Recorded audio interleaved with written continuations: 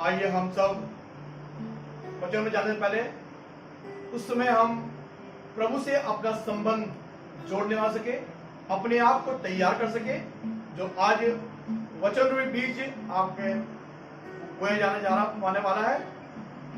आज परमेश्वर की उपस्थिति हमारे बीच में हो, ताकि आज का वचन सामर्थ्य वचन हर एक के जीवन में लाभकारी हो सके।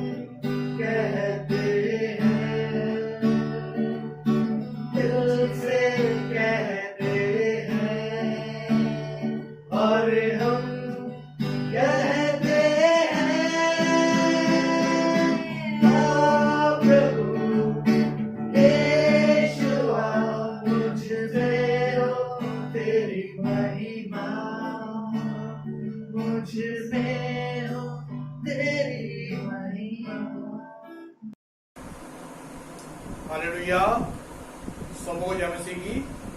आइए हम वचन में जाने से पहले प्रार्थना में जाएंगे। पवित्र सामर्थ्य अनुग्रहकारी पिता, हम धन्यवाद करते हैं आज के समय के लिए, और विशेष आज की विशेष प्रभु समय के लिए प्रार्थना करते हैं, आपके वचन के लिए। इस वचन पर आपकी आशीष मांगते हैं, ताकि आप अपने वचन के द्वारा हम सबों से बातें करें, ताकि हम सब इस वचन के द्वारा आत्मिक लाभ उठा सकें। कोई 30 गुना, कोई 60 गुना, बल्कि 100 गुना फल ला सके। उद्धारकर्ता यीशु मसीह के नाम से मांगते हैं, आमीन। हालेलुया। एक बार फिर हम परमेश्वर का धन्यवाद करते हैं सुंदर समय के लिए, कि परमेश्वर ने हमें सुंदर मौका दिया है कि परमेश्वर कि आज हम उस जिंदे परमेश्वर के आराधना करते हैं। और आज प्रभु का वचन हमारे लिए बहुत बेशकीमत है, और यीशु मसीह ने अपना पवित्र बेशकीमत लहू हमारे लिए बहा दिया, ताकि हमारा उद्धार हो जाए। और आज यीशु मसीह हमें जो है परमेश्वर अपने वचन के द्वारा हमें समझाना चाहता है, हमें शिक्षा देना चाहता है कि हमें क्या करना है, कैसे करना है, क्योंकि यीशु मसीह कहता है मार्ग, सत्य और जीवन मैं ही हूँ। बिना मेरे द्वारा कोई पिता के पास नहीं जा सकता। और इसलिए यहाँ पर जो हमने पढ़ा है नीति वचन उसका 3 अध्याय में जो सलाह दी गई है उसमें लिखा है कि हे मेरे पुत्र मेरी शिक्षा को ना भूलना। यानी कि लिखा है यूहन्ना की पुस्तक में लिखा है यूहन्ना उसका 1 अध्याय उसका 12 पद हम देखेंगे। यूहन्ना उसका 1 अध्याय उसका 12 पद उसमें इस प्रकार से लिखा है परंतु जितनों ने उसे ग्रहण किया उसने उन्हें परमेश्वर की संतान होने का अधिकार दिया, अर्थात उन्हें जो उसके नाम पर विश्वास रखते हैं। और अर्थात यह लिखा है पुत्र यानी कि परमेश्वर की संतान। अगर हम परमेश्वर के हैं तो परमेश्वर चाहता है कि हम उसकी आज्ञा का पालन करने वाले हो सके। और लिखा है कि मेरी शिक्षा को ना बोलना, अपने हृदय यानी कि प्रभु वचन कहता है कि तुम परमेश्वर के मंदिर हो, परमेश्वर तुम में वास करना चाहता है। जब प्रभु का वचन हम अपने पढ़ेंगे अपने हृदय में वास करेंगे, लिखा है वचन ही परमेश्वर है। आज प्रभु हमारे मन हृदय में आना चाहता है क्योंकि लिखा है अपने हृदय में मेरी आज्ञा को रखे रहना। आज जब प्रभु का वचन हमारे अंदर है तभी प्रभु की बातें हमारे जीवन में पूरी होंगी, तभी आशीष आएगी, तभी ब्लेसिंग आएगी। इसलिए अवश्य है कि आज हमें अपने मन हृदय को तैयार करना है, उसकी आज्ञा का पालन करना है और उसकी बातों को स्मरण करना है। क्योंकि लिखा है दूसरे पद में क्योंकि ऐसा करने से तेरी आयु बढ़ेगी। हालेलुया। नीति वचन उसका 4 अध्याय उसका 10 पद में लिखा है कि हे मेरे पुत्र मेरी बात सुनकर ग्रहण कर और तब तू बहुत वर्ष तक जीवित रहेगा। हालेलुया। यीशु मसीह का वचन जो है हमें सामर्थ्य देता है, हमें बल देता है, हमें बुद्धि देता है, हमें ज्ञान देता है, हमें सामर्थ्य देता है। और लिखा है हे मेरे पुत्र मेरी बातें सुनकर ग्रहण कर। सुनते सब है पर ग्रहण बहुत कम लोग करते हैं। इस प्रकार से हमारे सामने अगर खाना रखा है जब तक हम उसको खाएंगे नहीं, ग्रहण नहीं करेंगे तो हमारे शरीर में ताकत नहीं आ सकती, हम निर्बोल कमजोर हो जाएंगे। और इसलिए हमें अवश्य है उस शारीरिक भोजन को खाना होगा। और यीशु मसीह हमारा आत्मिक रोटी है। लिखा यीशु मसीह कहता है कि मैं जीवन की रोटी हूँ। आज यीशु मसीह को हमें अपने अंदर ग्रहण करना है। और लिखा है तो तब तू बहुत वर्ष तक जीवित रहेगा। यानी कि यीशु मसीह कहता है कि मैं इसलिए आया ताकि तुम अनंत जीवन पाओ, यानी कि हमेशा का जीवन पाओ। यीशु मसीह इसलिए जीवन की रोटी बनकर हमारे बीच में आ गया ताकि हम उस रोटी को ग्रहण करें और ताकि हम जीवन पाएं, यानी कि इस पृथ्वी पर भी और मरने के बाद भी वो जीवन हमें प्राप्त होने वाला हो सके। और लिखा है और तू अधिक कुशल से रहेगा। कौन? जो यीशु मसीह की शिक्षा को अपने मन हृदय में रखते हैं, उसकी आज्ञा को पालन करते हैं, उसके अनुसार चलते हैं, वही व्यक्ति अधिक कुशल से रहेगा। हम देखते हैं कि एलिया के विषय में कि किस प्रकार से एलिया को तो परमेश्वर ने कौवों के द्वारा रोटी मांस दिया, रोटी दी। और हम देखते हैं कि एलिया ने जो है परमेश्वर की आज्ञा का पालन किया। और इसलिए तीसरा पद कहता है कि कृपा और सच्चाई तुझसे अलग ना होने पाए, वरन उनको अपने गले का हार बनाना और अपनी हृदय पट्टी पर लिखना। कृपा सच्चाई यानी कि हमारा व्यवहार, हमारा बोलचाल, हमारा उठना बैठना कैसा है। इसलिए परमेश्वर चाहता है कि कृपा सच्चाई उससे अलग ना होने पाए। हमारा प्रभु यीशु मसीह जो हमारे अंदर आ चुका है तो हमारा जीवन जो है यीशु मसीह जैसा बन जाना है।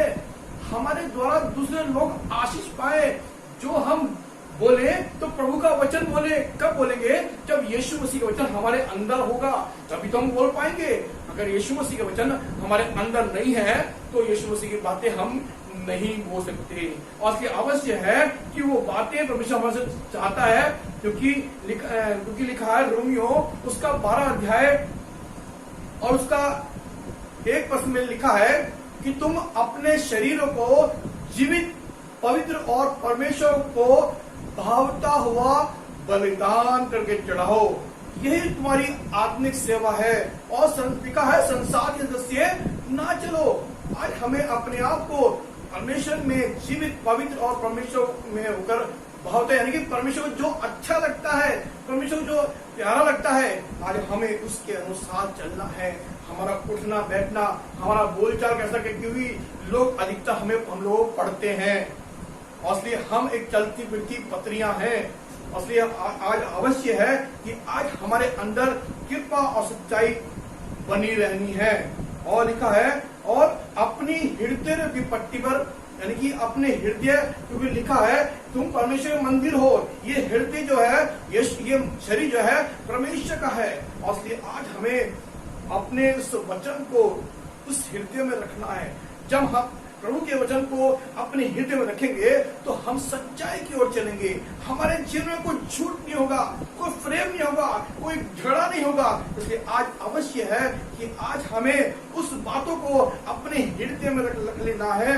और लिखा है गले का, जिस प्रकार से एक गले में हम हार पहनते हैं और वो लोगों को दिखता है, गले में हार डालते हैं तो लोगों को दिखता है। आज हमारा व्यवहार भी लोगों को दिखना चाहिए कि हमारा व्यवहार कैसा है, हम प्रभु में कैसे हैं, ताकि लोग जाने कि सच में ये परमेश्वर के लोग हैं। और लिखा है 14वें पद में कि तो तू परमेश्वर और मनुष्य दोनों का अनुग्रह पाएगा। जब हम ऐसा करेंगे, जब हम अच्छे मार्ग में चलेंगे, जब हम सच्चाई में चलेंगे, प्रभु की डर हमें चलेंगे, लिखा है कि तू परमेश्वर और मनुष्य दोनों का अनुग्रह पाएगा। जो जैसा कि लूका उसका 2 अध्याय उसका 52 पद, लूका 2 का 52 पद देखेंगे, उसमें लिखा है और यीशु बुद्धि और डील डौल में और परमेश्वर और मनुष्य के अनुग्रह में बढ़ता गया। हालेलुया। यीशु मसीह यही चाहता है कि हम भी परमेश्वर और मनुष्य के अनुग्रह में बढ़ने पाए। और जिस प्रकार से यीशु मसीह ने हमें आज्ञा पालन करना सिखाया है, उसी प्रकार परमेश्वर चाहता है कि हम भी उसकी आज्ञा का पालन करने वाले हो सके, ताकि जब हम एक अच्छे व्यक्ति होंगे तभी तो हम दूसरों को सिखा सकते हैं। इस प्रकार से एक बर्तन है, अगर एक बर्तन गंदा है और उस गंदे बर्तन में कोई हम दोबारा खाना नहीं खा सकते। क्यों? क्योंकि वो बर्तन गंदा है। और इसलिए अवश्य है कि हम भी एक बर्तन के समान हैं, एक परमेश्वर ने हमें बर्तन बनाया, पात्र हैं। इसलिए सबसे पहले उस पवित्र वचन को आने के लिए हमें अपने आप को शुद्ध करना है, धोना है, मांजना है, यीशु मसीह के लहू से धो लेना है। इस प्रकार से हम बर्तन को हम मांजने के लिए बहुत से सर्फ रिन वगैरह हम इस्तेमाल करते हैं ताकि बर्तन साफ चमक जाए। उसी प्रकार से हम अपने हृदय को भी यीशु मसीह के लहू से धो लेना है, ताकि हम प्रभु के जैसा बनने पाए और प्रभु की निकटता, प्रभु की निगाह हम पर बनी रह सके, इंसान की निगाह हम पर बनी रह सके कि हाँ ये व्यक्ति अच्छा है, और लोग बड़े खुश हो सके कि हाँ ये परमेश्वर का डर में चलता है। तो लिखा है तो तू परमेश्वर और मनुष्य दोनों का अनुग्रह पाएगा। और लिखा है तू अति बुद्धिमान होगा। इस प्रकार से सुलेमान ने ना धन मांगी, ना दौलत मांगी, ना कुछ भी मांगा, ना बंगला मांगा, सिर्फ सुलेमान ने क्या मांगी? बुद्धि मांगी। और बुद्धि जब उसने मांगी तो परमेश्वर उसकी बुद्धि के साथ साथ उसका धन दौलत सब कुछ दे दिया। हालेलुया। और अब बुद्धि किस प्रकार से जब सुलेमान को बुद्धि दी गई, क्योंकि वो प्रभु के डर और भय में चलता था। परमेश्वर से उसने मांगा कि मुझे बुद्धि चाहिए। तो आज हम देखते हैं कि हम सब जानते हैं कि सुलेमान ने किस प्रकार से उस स्त्री का जिसके पास एक बच्चा था, और वो रोती हुई 2 स्त्रियां आई। वो एक स्त्री कह रही थी ये मेरा बच्चा है, एक स्त्री कहती है मेरा बच्चा है। और सुलेमान ने देखते हैं कि किस प्रकार से उनका न्याय किया। और जब सुलेमान ने कहा कि जब ये कह रही ये मेरा है, जब ये मेरा है, सुलेमान ने कहा एक अपने दरोगा से तो उसको एक तलवार लाके उसको दोनों टुकड़े कर दो, आधा इसको दो आधा इसको दो। और हम देखते हैं जब वो ऐसी बात चली गई, जब वो तलवार उठाई गई तो एक स्त्री ने कहा कि नहीं नहीं नहीं, इस बेटे को काटा ना जाए, ये बेटे को उसी को दे दो। हम देखते हैं जिसने इसके अंदर दया भावना थी उस बेटे को ना काटा जाए, यानी कि सुलेमान ने कहा ये बेटा इसी का है, क्योंकि इसके अंदर एक दया भावना है इस बच्चे के प्रति। और उस सुलेमान ने उस बच्चे को उसकी मां के गोद में थाम किया। यह बुद्धि जो कब मिलती है, जब हम प्रभु के डर में रहते हैं, क्योंकि ये संसारी बुद्धि व्यर्थ और बेकार है। आज परमेश्वर चाहता है कि हम परमेश्वर के बुद्धि में डुलडौन में बढ़ने वाले हो सके यीशु मसीह। और हम देखते हैं 5वें पद में कि तू अपनी समझ का सारा ना लेना। बहुत से लोग आज अपनी समझ का सारा ले बैठते हैं अपने कारोबार में, अपनी हर बातों में, और वो जो है हर बातों में घाटा होता है। हम देखते हैं लूका उसका 15 अध्याय में हम देखते हैं एक उड़ाव पुत्र के बारे में।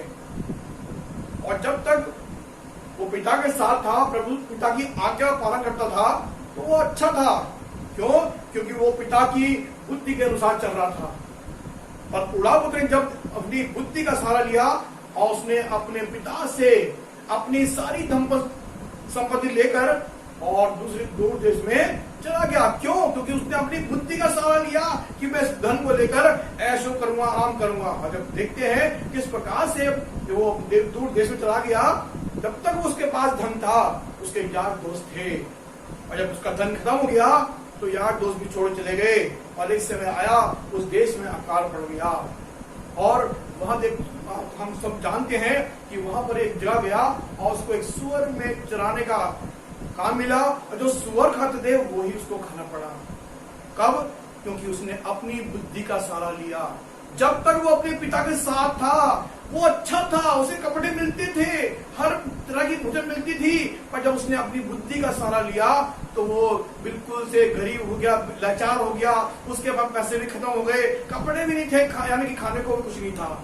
और जब देखते हैं उसके अंदर उसने पश्चाताप किया कि मेरे मुझसे अच्छा मेरे पिता के घर में जो मेरे नौकर चाकर हैं मुझसे अच्छा खाते हैं, मैं पिता के घर में जाऊंगा और उससे क्षमा मांगूंगा, पिता आपके पिता के परमेश्वर के विरुद्ध मैंने पाप किया है।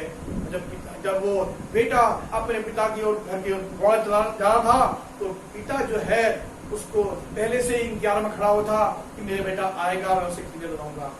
तब भी हम देखते हैं पिता ने उस बेटे को देखकर दूर से ही उसे अपने सीने से लगा लिया और उसे कहा कि झट से कोई बकरा मेमना काटो, उसके लिए अच्छे अच्छे कपड़े पहनाओ और अंगूठी पहनाओ। आज भी अगर हम बह चुके हैं, आज भी हम अगर अपनी समझ का सारा ले चुके हैं, आज भी हम निराश हैं, हताश हैं, आज भी परमेश्वर हमारे लिए तैयार है। क्योंकि लिखा है वरन संपूर्ण मन से यहोवा पर भरोसा रखना। यिर्मयाह उसका 17 अध्याय 7 पद, यिर्मयाह 17 का 7 हम देखेंगे। यिर्मयाह 17 का 7 में लिखा है धन्य है वह पुरुष जो यहोवा पर भरोसा रखता है, जिसने परमेश्वर को अपना आधार माना हो। हमारा आधार कौन है? यीशु मसीह है। और लिखा है धन्य है पुरुष जो यहोवा पर भरोसा रखता है। आज हमें उस जिंदा परमेश्वर पर भरोसा रखना है। लिखा है जो मुझ पर विश्वास भरोसा करता है वो कभी लज्जित, कभी निराश नहीं हो सकता। लिखा है यिर्मयाह 17 का 8 में कि वह उस वृक्ष के समान होगा जो नदी के किनारे लगा हो और उसकी जड़ जल के पास फैली हो। जब धूप होगी तब उसको ना लगेगी, उसके पत्ते हरे रहेंगे और सूखे वर्ष में भी उसके विषय में कुछ चिंता ना होगी, क्योंकि वह तब भी फलता रहेगा। हालेलुया। आज हमारा बेहतर सोता यीशु मसीह है। अगर हम उस यीशु मसीह बेहतर सोते यानी कि यीशु मसीह के निकटतम रोपे गए हैं तो हम हरे भरे हैं, क्योंकि हमने उस परमेश्वर यीशु मसीह पर विश्वास रखा है, भरोसा रखा है। इसलिए आज हमें उस जिंदे परमेश्वर पर विश्वास करना है, भरोसा करना है, ताकि हम उस अनंत जीवन को जो हमें देना चाहता है हमें प्राप्त होने वाला हो सके। और लिखा है तब वह तेरे लिए सीधा मार्ग निकाला। कब? जब हम उसको स्मरण करेंगे। पहला स्थान हम जब प्रभु को देंगे, जब हम किसी मार्ग में जाएंगे तो सबसे पहले हम प्रभु को स्मरण करेंगे, प्रार्थना करेंगे, प्रभु को पहला स्थान देंगे। कोई काम करेंगे तो पहला स्थान हम प्रभु को देंगे, ताकि वो हमारे लिए आगे सीधा मार्ग निकालेगा, हमारे लिए अच्छे मार्ग निकालेगा। और यह अवश्य है कि वरन संपूर्ण मन से यह पर भरोसा रखना, उसी को स्मरण करके सब काम करना।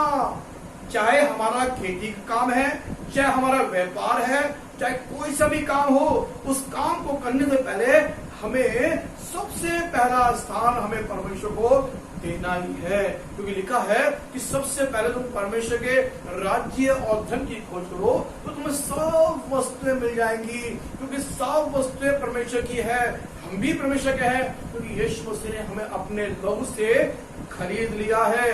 इसलिए अवश्य कि आज जब हम प्रभु के हैं तो हमें उसके मार्ग में चलना है, और ताकि वो हमारे लिए सीधा मार्ग जो हमारे लिए अच्छा है। और साथ में लिखा है अपनी दृष्टि में बुद्धिमान ना होना। आज अवश्य है कि बुद्धि हमें परमेश्वर की ओर से मिलती है। हम कभी कभी घमंड कर जाते हैं। शैतान को भी लूसीफर को घमंड आया तो परमेश्वर ने उस लूसीफर को नीचे गिरा दिया, क्योंकि उसके अंदर घमंड आया। क्योंकि लिखा है अपनी दृष्टि में बुद्धिमान न होना कि हम ये सब जानते हैं, हम दुआ करते हैं सब जान नहीं। बुद्धिमान कोई नहीं सिवाय उसके। बुद्धि देने वाला हमारा परमेश्वर है। सुलेमान ने भी बुद्धि परमेश्वर से मांगी थी, उसके बाद सब कुछ था, और सुलेमान ने भी परमेश्वर से बुद्धि मांगी। और आज अवश्य है कि अपनी दृष्टि में बुद्धिमान न होना, यहोवा का भय मानना। सबसे पहली बात है कि हमें यहोवा का भय मानना है। जैसा कि हम अय्यूब उसका पहला अध्याय,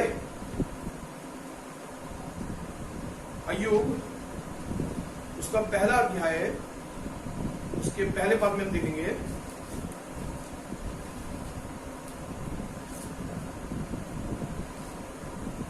उसमें लिखा है उस देश में अय्यूब नामक एक पुरुष था, वह खरा और सीधा था और परमेश्वर का भय मानता था और बुराई से दूर रहता था। अय्यूब क्या लिखता है, क्योंकि जब अय्यूब जो है परमेश्वर का भय मानता था और बुराई से दूर रहता था, लिखा है उसके वो बहुत धनाढ्य व्यक्ति था। क्यों? क्योंकि वो प्रभु के डर भय में बना रहता था। और इसलिए हम देखते हैं और लिखा है और बुराई से अलग रहना। हमें जो है इस संसार में बहुत सी बुराइयां हैं, इस बुराई से हमें अलग रहना है। जैसा कि यिर्मयाह उसका दूसरा अध्याय 13 पद क्या कहता है, हम देखेंगे। यिर्मयाह 2:13 उसमें लिखा है क्योंकि मेरी प्रजा ने 2 बुराइयां की हैं, उन्होंने मुझ बैठे सोते को त्याग दिया। पहली बात क्या है, उन्होंने मुझ बैठे सोते को त्याग दिया। और दूसरी बात है और उन्होंने हौद बना लिया, वर्ण ऐसे हौद जो टूट गए हैं और जिनमें जल नहीं रह सकता। यानी कि बुराई से दूर यानी कि रहना, यानी कि हमारा संबंध परमेश्वर से टूट चुका है। और जिस प्रकार से एक रुके हुए पानी में बदबू आती है, पर यीशु मसीह हम में होकर बहना चाहता है। और आज हमने उसको कुंड को बना लिया है और उसमें पानी नहीं रह सकता, उसमें क्योंकि बदबू सुराट, हमारा संबंध प्रभु से टूट गया। जल रूपी आत्मा हमारे अंदर नहीं रह सकती। और इसलिए अवश्य है कि आज परमेश्वर हमें समझाना चाहता है इन वचनों के द्वारा कि हमें बुराई से अलग रहना है, क्योंकि इस संसार में चलना बहुत कठिन है। पर जब परमेश्वर हमारे साथ है तो वह हमारा मार्गदर्शन करेगा, हमारी अगुवाई करेगा कि बेटा ऐसे चल, ये मार्ग गलत है, ये मार्ग सही है। नीति वचन की पुस्तक जो है एक शिक्षा, एक अध्याय है, हमें शिक्षा देता है। नीति वचन किस प्रकार से बताता है कि यहाँ पर ये काम करेगा तो ये गलत है, ये सही है। सब बातें आज हमें प्रभु का वचन बताता है। आज हमें जब प्रभु का वचन को पढ़ते हैं तो हमें बहुत सी बुद्धि मिलती है, हमें ज्ञान मिलता है, क्योंकि ये वचन हमें एक तरह से आईना है, हमारे मार्ग के लिए उजाला है। हमें मार्ग भी दिखाएगा, हमें हमारा जीवन भी दिखाएगा कि तुम कैसे हो, और मार्ग दिखाएगा। अगर हम अंधेरे में चल रहे हैं तो ये परमेश्वर का वचन हमें रोशनी दिखाएगा कि बेटा इस मार्ग में चलो। जब हम उस परमेश्वर के वचन को लेते हैं तो हमारे सामने वो रोशनी होती है, उस अंधकार से हम बच जाते हैं। और इसलिए अवश्य है कि हमें जो है यहोवा का भय मानना है और बुराई से अलग रहना है। हालेलुया। और यिर्मयाह 18:15 भी देखेंगे। यिर्मयाह 18:15 उसमें लिखा है, परंतु मेरी प्रजा मुझे भूल गई, वे निकम्मी वस्तु के लिए धूप जलाते हैं, उन्होंने अपने प्राचीन काल के मार्गों में ठोकर खाई है और राजमार्ग छोड़कर पंक्तियों डंडियों में भटक गए हैं। यानी शॉर्टकट रास्ता अपनाने बहुत लोगों ने कहा है कि मेरी प्रजा मुझे भूल गई है। आज बहुत से लोग उस परमेश्वर को भूलकर परमेश्वर की बनाई हुई सृष्टि को आराधना कर रहे हैं। बहुत से लोग इंसान की ओर दौड़े चले जा रहे हैं कि भाई उनसे पूछें, अपने लिए अपना हाथ दिखाएं, उनसे हमारा जीवन में क्या होने वाला है। आज हम उस परमेश्वर को भूल बैठे हैं। यह है बुराई। हम अपनी समझ का सहारा ले बैठते हैं, हम उस जिंदे परमेश्वर को भूल जाते हैं। प्रभु कहता है कि मैं जगत के अंत तक सदैव तुम्हारे साथ हूँ। इस बड़ी महामारी में परमेश्वर आज भी हमारे साथ है। एक बार एक व्यक्ति जो है प्रभु की आज्ञा का पालन करता था और प्रभु उससे बहुत खुश था और परमेश्वर हमेशा उसके साथ रहा करता था। जब वो चलता था तो उसके साथ साथ 2 पैरों के निशान और मिलते थे। और एक दिन वो अचानक से बीमार हो गया और जब चलता था तो सिर्फ 2 ही पैरों के निशान मिलकर गए।